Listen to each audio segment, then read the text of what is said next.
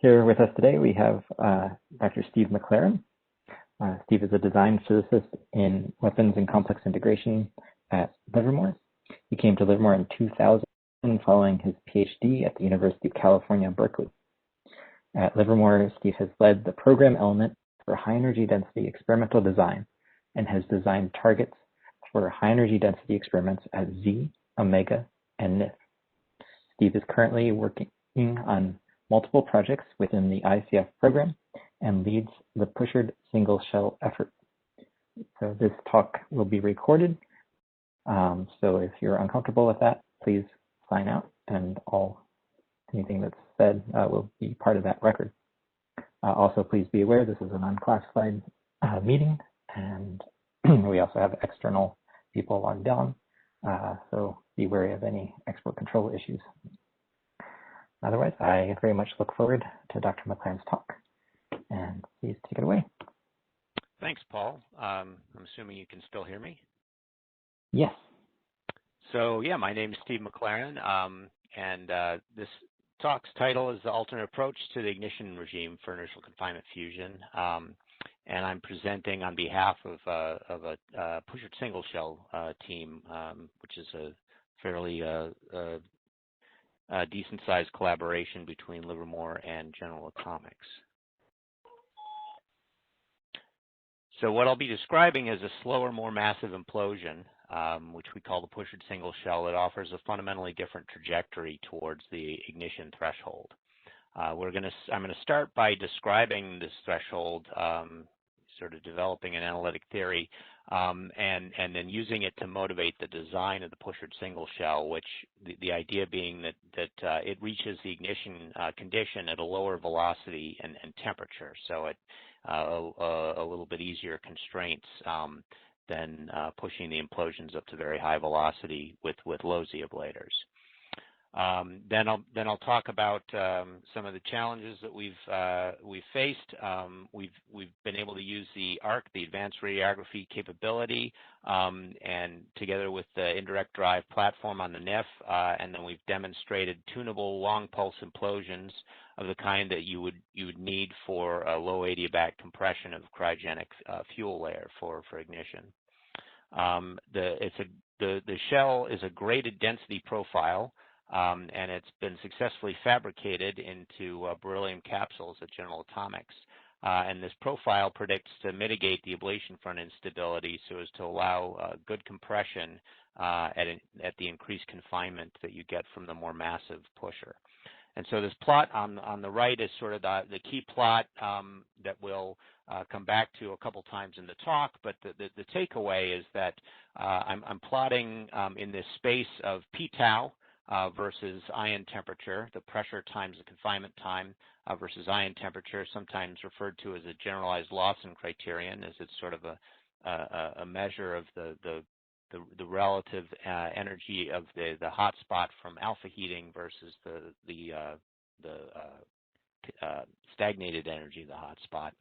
But in this plane, we're going to define this threshold, a burn-on threshold, as it takes into account the process of alpha heating. We're going to define this threshold, and we're going to show where some of these implosions cross it, the implosions down here being the low Z ablators, and the implosion up here as we increase each one of these is a simulation with increased drive energy, being the Pushered Single Shell. Pushered Single Shell is happening at a lower velocity and takes advantage of the increased confinement to cross over the threshold at a lower temperature. So like I said, it's a collaboration between Livermore and GA because of the technology required to develop these ablators. At Livermore, I wanted to point out Eddie DeWald, the lead experimentalist.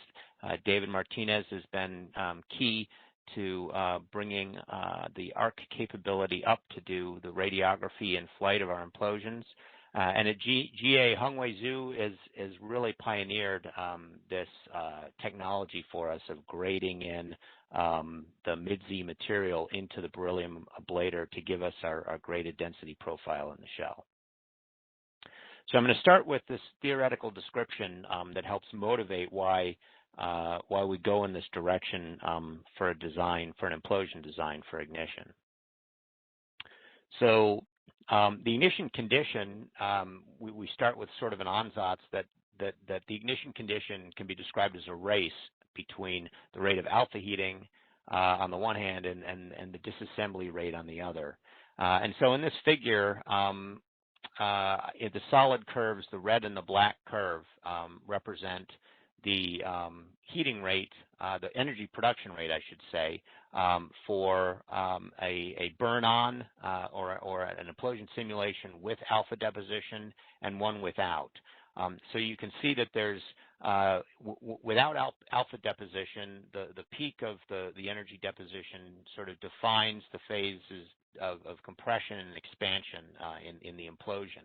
Once you turn on alpha deposition, your energy production rate continues past the peak compression and into the expansion phase. And this time is sometimes referred to as the bootstrap time, because it's the time during which, if your temperature is high enough in the hot spot of your implosion, you can continue to produce energy well past the peak of compression, and that energy that you are producing, that you started with during compression, and bootstraps into the total energy produced in the hot spot in the implosion.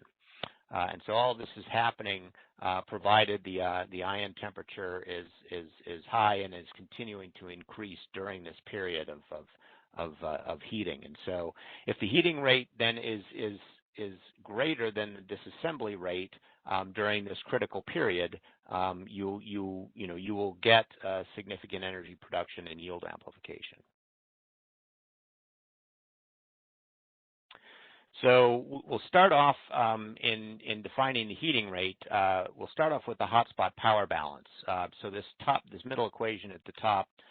If you were at the seminar 2 weeks ago, Brian Appleby actually did a nice job of sort of graphically describing the pieces and parts of the hotspot power balance. But this equation just says that in the hotspot, the temperature as a function of time will depend on the contribution of alpha heating, which is the main source for energy, but also the losses due to Bremsstrahlung, conduction, expansion due to PDV work, and possibly other losses.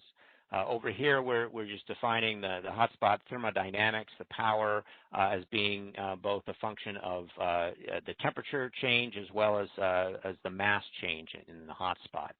And then referring to the mass, the accretion assumptions, basically this is a statement about what's happening at the edge of the hotspot. This first term represents the fact that alpha is produced from fusion that don't deposit in the hot spot will deposit in the cold fuel immediately adjacent to the hot spot, and that will add mass to the hot spot. Similarly, the conduction layer, as electrons conduct heat away from the hot spot, is a very thin region at the edge of the cold fuel, and as that happens, that will heat up the cold fuel and add mass to the hot spot. So these are these mass accretion assumptions. And of course, these assumptions are only valid for a cryogenic fuel layer case.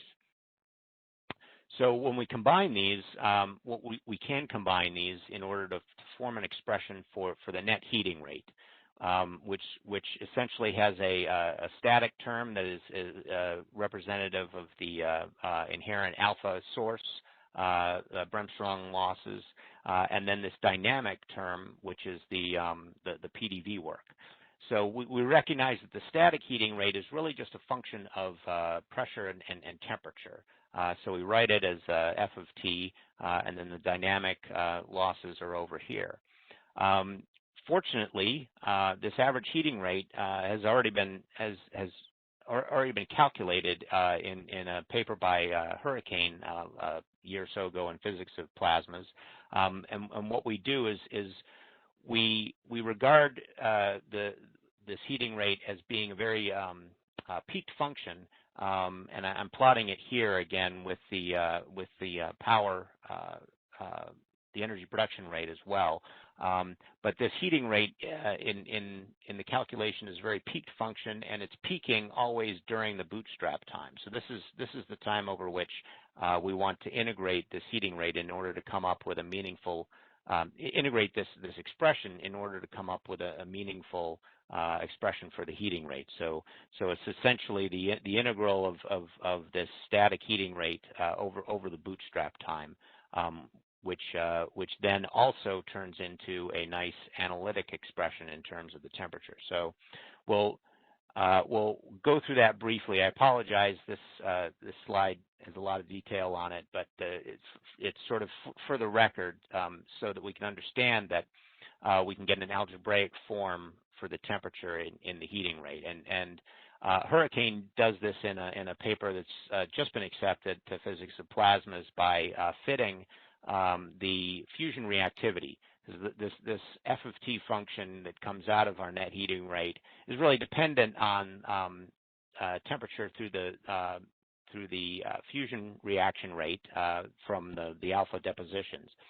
And so Hurricane fits the Bosch and Hale formula for the reaction rate with a couple parameters, and then that produces a very nice fit to this f of t function over the range from about 2 to 10 kilovolts, which is, the important range as you're approaching ignition in a hot spot. So with this fit, we can write down a functional form for f of t in terms of the temperature, recognizing that it's a very peaked function during the time of interest, during this bootstrap time. Hurricane uses a method of steepest descent to come up with an analytic expression for the result, which then can be turned into an algebraic expression using this fit. And we arrive at a nice algebraic expression that we can use both for theoretical analysis, comparison with simulations, and comparison with data. So it's a nice result. Now we're going to talk about the disassembly rate, which is the other piece of the ansatz, heating rate versus disassembly rate. So here, this is during the expansion phase. We look at the PDV work. dVdt is 0, of course, at minimum volume, but we want to expand about minimum volume to try and get an understanding of what's going on with that part of the implosion.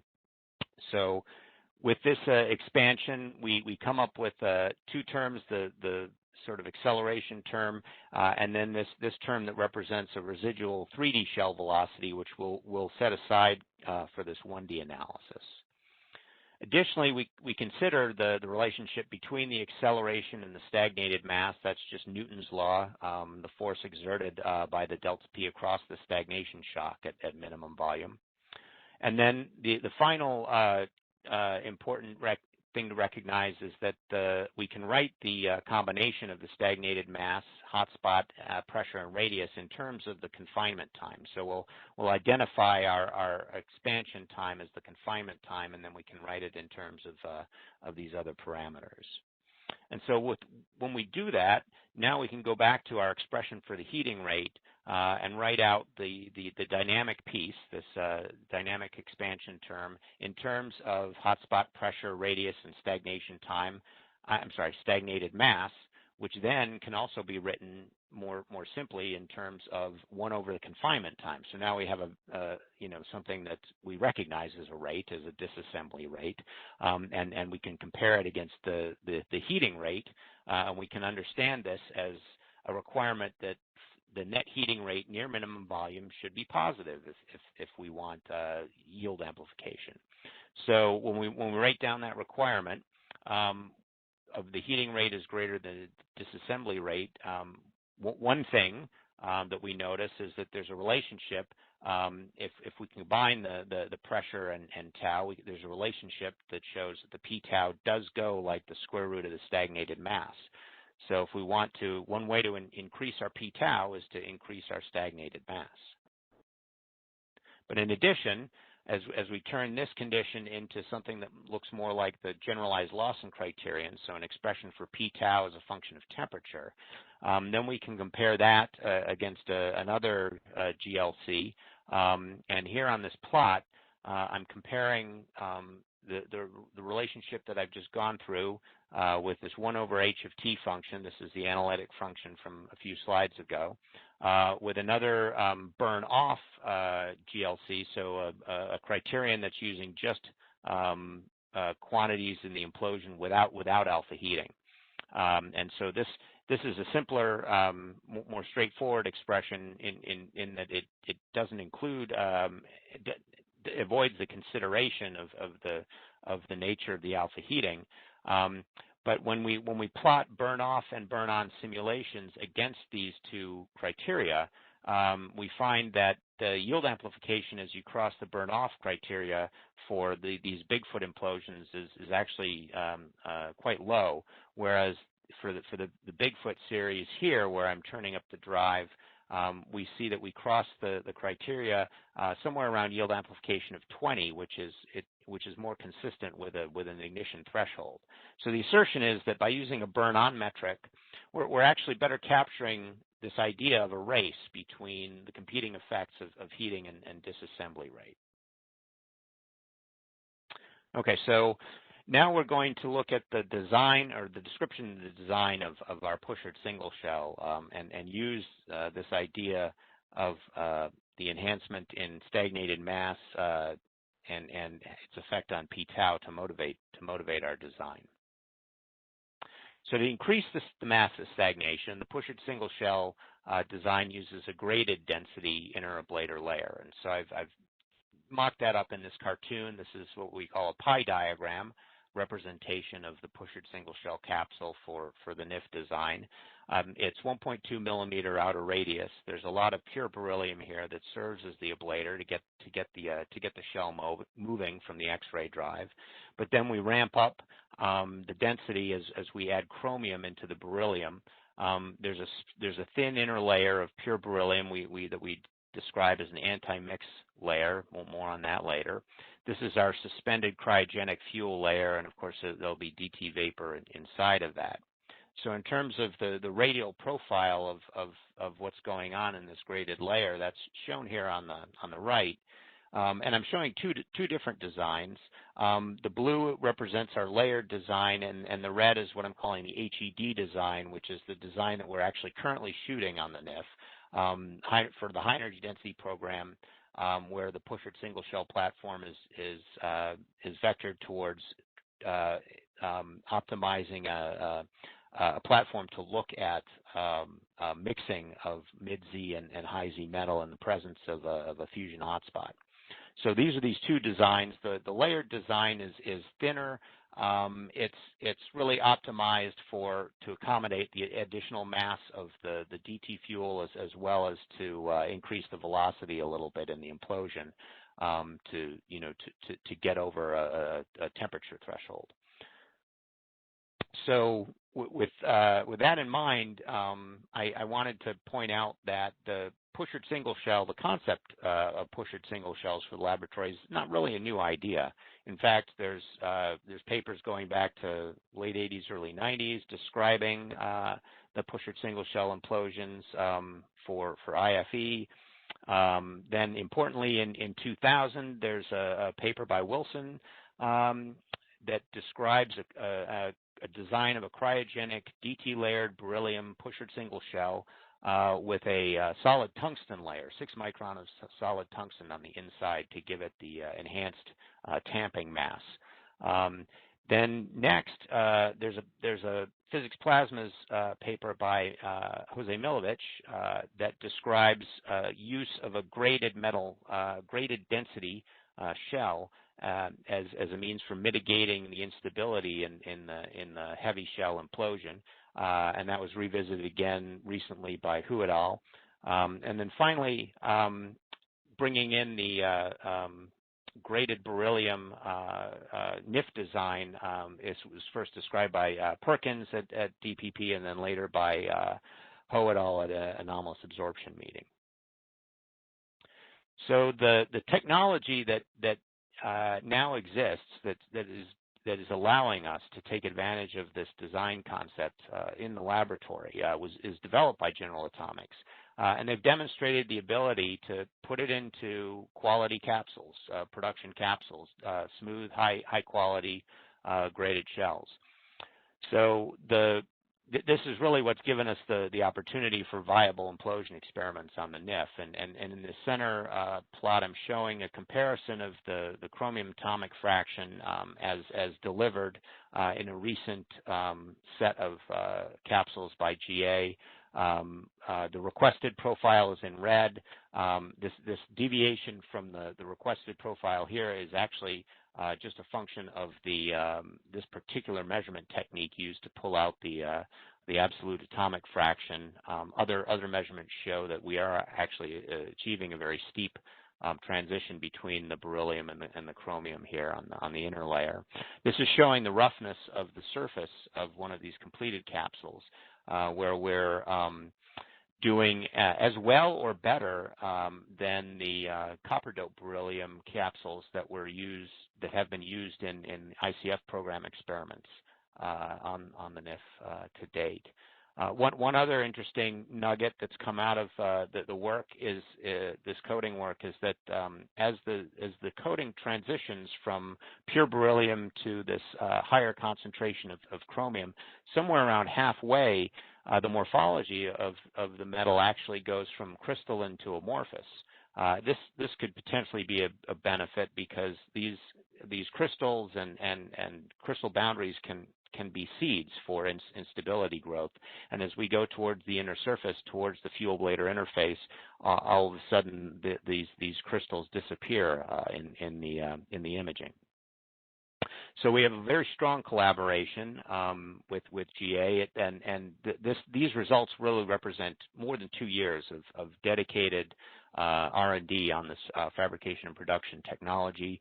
We're currently applying it to molybdenum, blending beryllium with molybdenum for sort of the next phase of these designs, and we continue to meet with every week or two with our collaborators at GA. So in terms of turning this into an improvement in the stagnation, I've got a comparison here between a low Z ablator, a BigFoot implosion, and the PSS, and this hopefully will help identify the advantage of the additional stagnated mass for the burn width of the implosion. These are 1D no alpha simulations, so there is no alpha deposition on. So the idea is to highlight the behavior of the hydrodynamics on the fusion burn. And so in the BigFoot simulation, both implosions reach about the same pressure without alpha deposition. And I'm plotting the rate of fusion energy production. So you have sort of a burn width of 90 to 100 picoseconds. You can see the hotspot radius. Here's sort of minimum volume.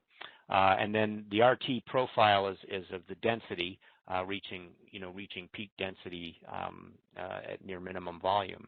On the other hand, for the Pushered Single Shell implosion, the density profile now clearly highlights the location of the stagnation shock. And so the stagnated mass is really this mass that's contained between the hotspot and the stagnation shock. And that stagnated mass is, as you can see graphically, is considerably more in the Pushered Single Shell than it is in the low Z implosion.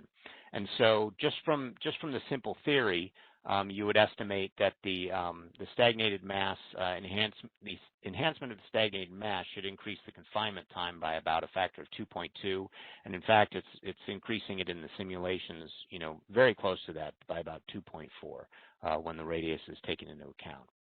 So we can demonstrate through simulation that the simple theory of increasing the confinement time through the stagnated mass seems to hold up.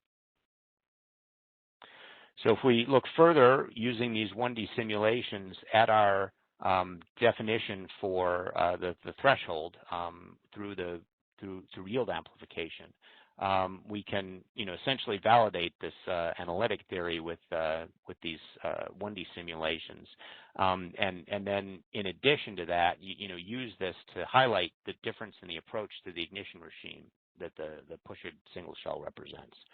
So on the left-hand side, what I'm plotting is the trajectory through yield amplification of, again, 4 different implosions, 3 low-Z implosions, and the purple one being the Pushered Single Shell. So there's a copper ablator, HDC ablator. The high foot is the CH ablator, and then here's our graded density Pushered Single Shell.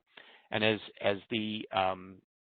I take the same implosion and simply increase the drive, pushing up the yield amplification in the implosion, I can watch where these implosions cross this threshold that I've defined by setting the heating rate equal to the disassembly rate. And so here's the threshold, p tau h of t equals 1. I can track that threshold as the simulation advance. And in each case, the simulations cross the threshold as the yield amplification is in the vicinity of 20 or 30, which is typically a definition used for the ignition threshold. So for a broad class of implosions, this simple theory seems to be holding up when tested against a variety of these 1D simulations. But when we plot it again in this space of p tau versus t, that's where we separate out what's going on with the Pushered Single Shell as happening at a much higher value of p tau due to the increased confinement, and then at a lower temperature, which allows for a lower implosion velocity. And then I'm scanning here. The PSS design gets scanned with drives that were calculated from laser energies NIF laser energies between 1.7 and 1.9 megajoules as it crosses over this threshold. Okay, so with sort of the theory laid out and the motivation laid out, I want to next go through some recent results on the NIF that we've achieved with the Pushered Single Shell in the experimental realm. So when we implode these on the NIF, it's an indirect drive implosion, and we design the indirect drive implosion using rad hydro tools. In this case, I'm using the configuration managed LASNIC simulations to calculate the integrated laser whole round capsule implosion.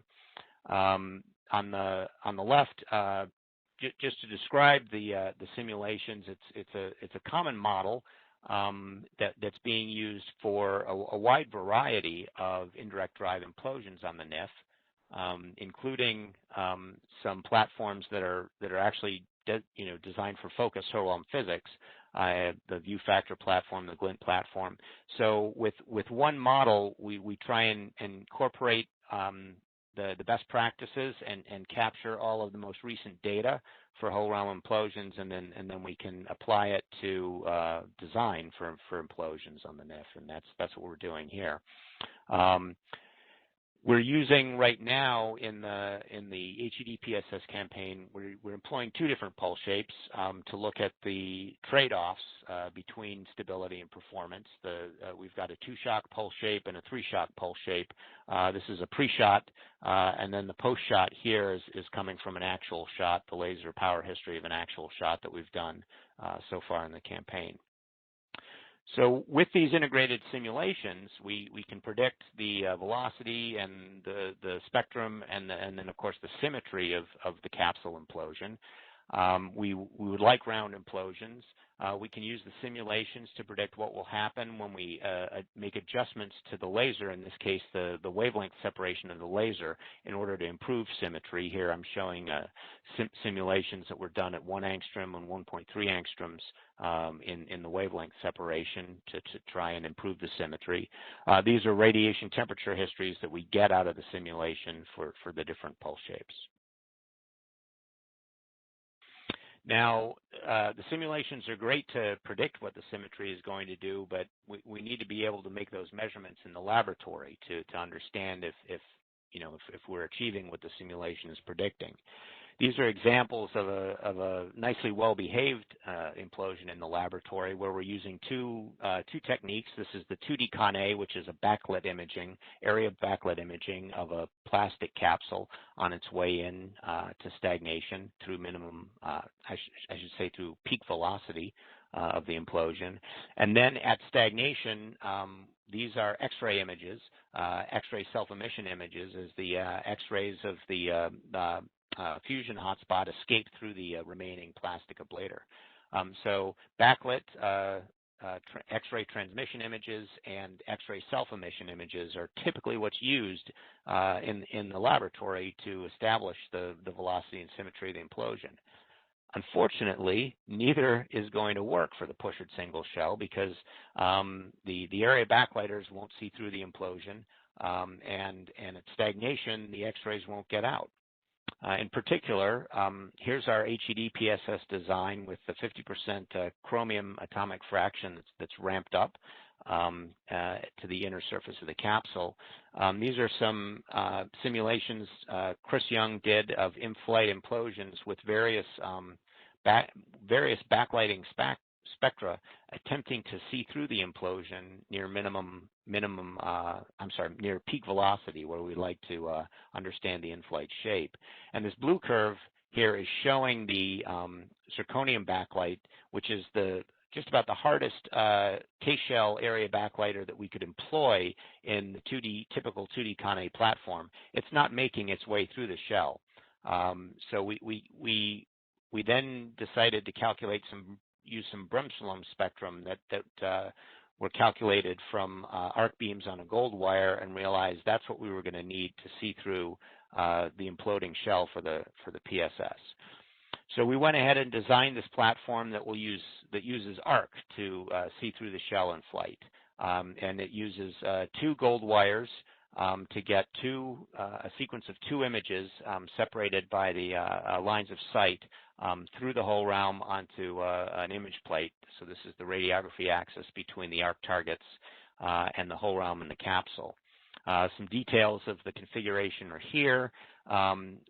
Importantly, we took advantage of a technique that uses a sort of a plasma mirror based approach. It's what we call a U-flag that helps focus some of the arc energy onto the gold wire and increases the brightness of the gold wire spectrum onto the target. When we did this on the very first attempt, thanks to a lot of dedicated work by Dave Martinez, on the very first attempt, we got an in-flight image of our imploding chromium shell. We got one early image. Unfortunately, we didn't see the late image, but some good detective work by David showed that the early beam was actually clipping or splashing onto the U-flag for the late beam. And by a combination of repointing and delay, David modeled the incident energy onto the U-flag and decided that with a little bit of a displacement and a little reduction in the delay, we could really help ourselves and improve our chances of getting that late image. And sure enough, it worked like a charm. The next implosion we did in May of last year, we got 2 images on both sets of detectors. You can see there's whole round background that gets onto the image plate because it's a time integrated emission measurement. But what happens is we can use a gated detector called Axis to gate out that whole realm emission and remove it, and that's shown on the lower images. We then immediately applied this platform to go to some tuning shots. We made some changes in the pulse shape that changed the implosion to pancaked, and then we straightened it out with a change in the wavelength separation between the inner and outer cones, and we got a round implosion. Let me just go back to that slide. Sorry about that. Superimposed on our arc images, on our transmission images, are neutron images. So we're not seeing X-rays from the core, but we do capture neutrons. And even with a DD fill, we're able to produce enough DD neutrons to get reasonably accurate shape images at stagnation in the equatorial neutron imaging system. And that allows us to sort of track the shape behavior as we went through this scan in delta lambda to push our implosion round, we can compare the core image P2 as well as the shell image P2. We can see that both track together, showing that any symmetry swings we have would be quite small, and that we can tune the implosion round. So with that tuning campaign, demonstration of tuning success, we did a couple of DT sim caps to sort of test the tuning playbook and actually give us a first indication of the efficacy of enhanced confinement on the fusion performance. So shown here are neutron images, equatorial neutron images from a pair of these sim caps where we once again used the delta lambda to tune the implosion round following a pulse shape change. And on this second implosion, what I'm showing here is an example of a 2D integrated, 2D capsule-only detailed high-resolution post-shot simulation done by Jesse Pino in Aries that takes the surface roughness that I showed earlier, the actual surface roughness in the capsule, propagates it into the implosion at stagnation time, giving you an idea of what how the ablator is behaving in this metal gas implosion at stagnation, and what type of degradation we might see to a clean yield prediction. And so that's actually the simulation in this simulation did a quite good job of predicting the sort of 35% degradation to the clean yield that we ended up seeing in the data, and that's the data over here. This table, what I'm doing is I'm comparing the data from our Pushered Single Shell shot with data from a comparable low-Z DT sim cap. So this is a HDC capsule without a cryogenic layer, but filled with DT gas, very similar inner radius. The key difference here is the low-Z implosion is going much, much faster than the Pushered Single Shell. And so you would expect, because of that, you would expect a much higher stagnation temperature. But even with those factors, the performance of the two implosions is actually quite similar. Also taking into account the degradation that we're seeing from the mixture of the mid-Z chromium into the annulus of the implosion. So this is a strong indication that at low velocity and low temperature, we are still able to recoup the benefits of the enhanced confinement in order to nearly recover the performance of the high velocity low Z implosion. So that sort of summarizes the results to date on the NIF. The last thing I want to do in the sort of 10 minutes remaining is take a look at the stability of the layered PSS design, because of course with the mid-Z, high-Z dopant in the shell that we have in our designs, if that shell goes unstable and pollutes the cryogenic layer, then we don't really have much hope of achieving gain yield and yield amplification. So we need to carefully assess the stability of the implosion with that graded density layer in order to see if we have a chance of getting to realistic yield amplifications. So the gradient design is specifically in there to provide for stability at the ablation front and minimize the growth at the ablation front. But the fact that we have a very heavy inner layer gives us a big advantage over the low Z in terms of the fuel ablator interface, because we are classically stable all the way through the peak velocity. And so this is comparing the Atwood number at the fuel ablator interface from peak acceleration up to peak velocity, comparing it with what would otherwise be a very favorable implosion, which was this very stable BigFoot implosion, which was also predicted to be stable, but showing that the addition of the mass at the inner surface really helps us, stay classically stable all the way through peak velocity. I'm plotting two curves for the PSS. We have a density matched design to the chromium design that I showed earlier for molybdenum. Like I said, we're in the process of developing that coating technology and fabrication for molybdenum as well as a chromium graded design. But on the right-hand plot, I'm comparing the density gradient scale length at the ablation front. And so this is what the ablation front is seeing as it's pushing on the shell. And you want to make the density gradient scale length as long as possible in order to mitigate the growth of instabilities at the ablation front. And so typically that scale length tends to get small at peak acceleration.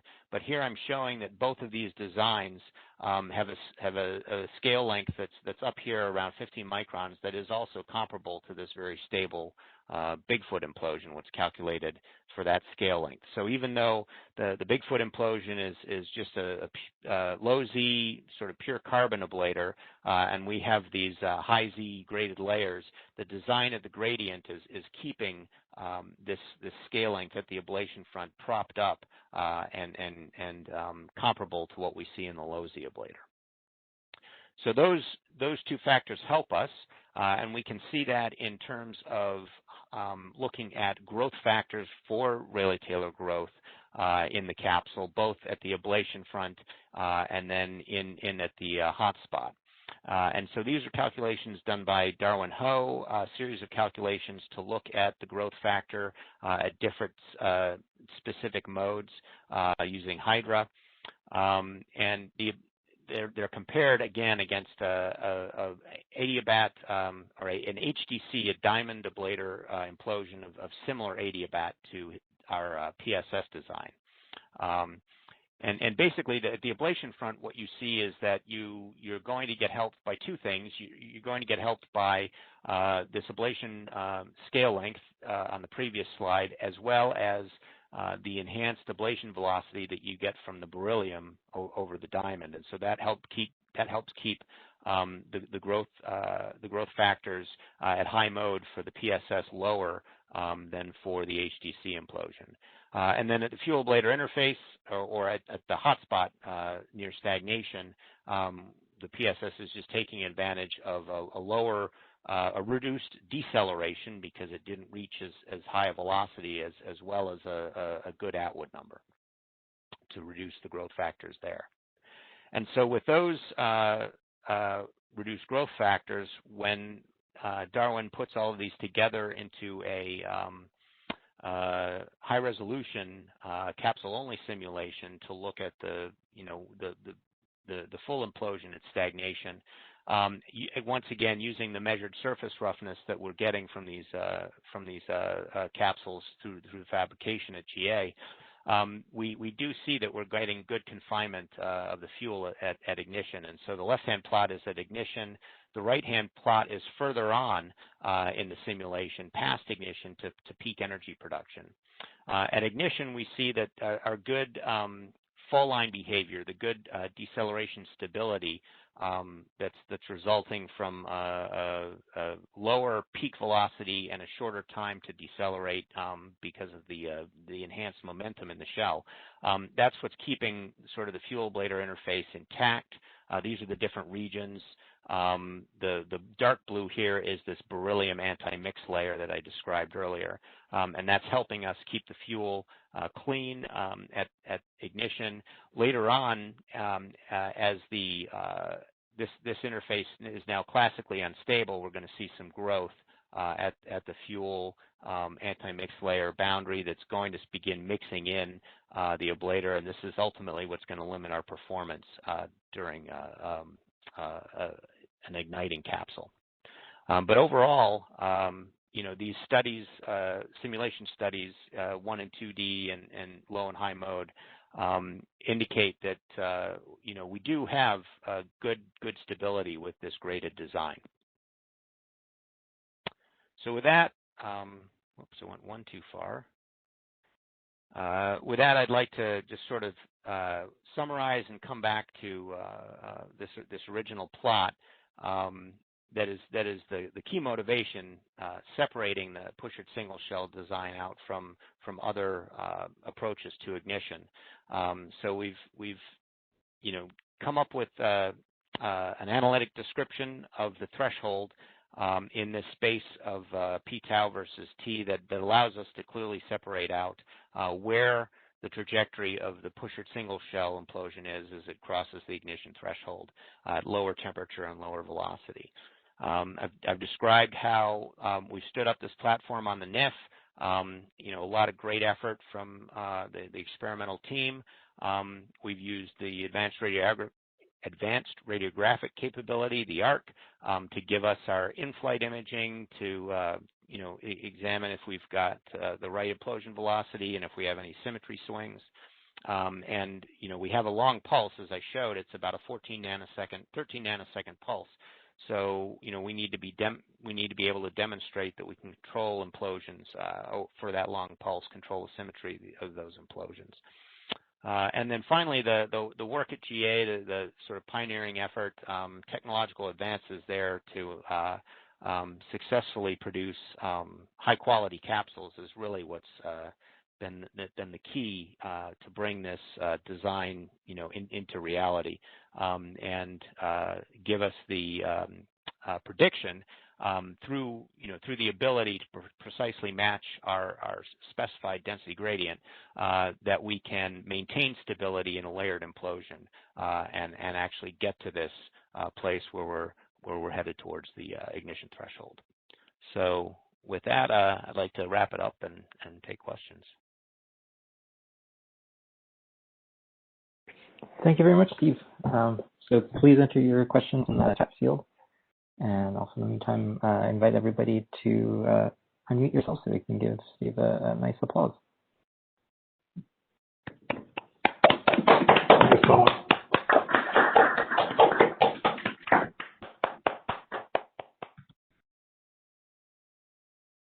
And I also saw that Eugene Henry had a hand raised earlier. So I see Dave Montgomery's asking about the DD yield, and to get neutron images with the DD implosions is tricky, but with DD yields that were right around 10 to the 13, 9, 10 to the 12, 10 to the 13, we were able to get decent neutron images on the 9315 neutron imager. So Ben Bachman is asking, is there a plan/schedule for a DT shot? Yeah, good question, Ben. So this is a proposal that has been submitted to at Livermore. It's the Disruptive Proposal Initiative, and so we are proposing a campaign to take the layered design that I showed, which is a slightly different capsule than the current HED design, and do the tuning shots necessary to then attempt a layered implosion. So it's a series of shots that we've requested from the DPI. And Bruce Remington asks, what limits how large a capsule you can use? Well, that's the whole realm, and everything we've learned to date on the NIF about whole realm behavior and the integrated behavior of the laser in the whole realm, including all of the LPI that's going on. Right now, the 1200 looks to be about the biggest thing we can fit into the 672 cylindrical whole realm, which is the big whole realm on the NIF, and get a drive temperature up around 290 EV with sort of 1.9 megajoule drive. That said, there's potential to go to a larger capsule using some of the newer techniques like the frustrum, where for various reasons the symmetry is behaving better, the coupling is a bit better because of the smaller LEH, and so we may be able to get an even larger capsule in there. There's another question from David Montgomery for the gas-only HED design. What is the fuel rho R at stagnation and the convergence ratio? So for the gas-only design, it's a higher pressure fill. 6 milligram per cc is the gas density. I'd have to get back to the rho R is still low in the current implosions, although once we tune up the implosion, we hope to be able to use some things to increase the drive, higher laser power, DU holorams. But right now, I think the gas rho R is right around 0.1, maybe a little bit less, and the convergence ratio is low. It's around 16, I think. Hui Chen asks, how far can you push for the shell mass in this design? Oh, great question. Right. So that's really the critical design trade-off right now between performance and stability. Obviously, increasing the shell mass, and here I'm really referring to the density at the inner layer, because we could potentially increase that density with particularly with molybdenum quite high in that inner layer. Without increasing the capsule mass significantly, because most of the capsule volume, of course, is beryllium at density 1.8. But to ramp up to that density, of course, we need to design a gradient, and we need to design that gradient so it's going to be stable at the ablation front. So right now, Darwin and I and the team have taken a fairly conservative approach to limit that peak density to about 4.25. At the inner shell, in order to sort of put a cap on the gradient of the density going up from pure beryllium to the peak density. So KB asks, by hydroscaling BigFoot up, the confinement time increases with scale, and the scale factor of 1.4 emission is reached with p-tau closer to 40 in between the values you have on your plot.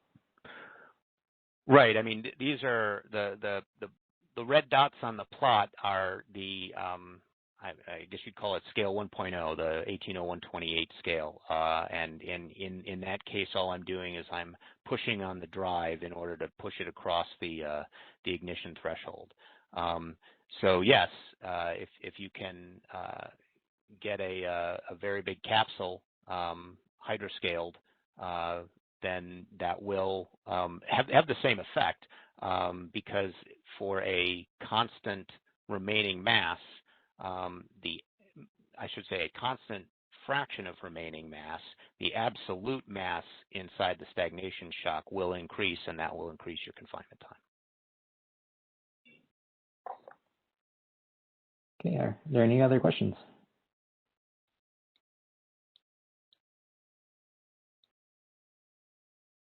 Well, I wish everybody a happy rest of your Thursday, and please let's thank our speaker again.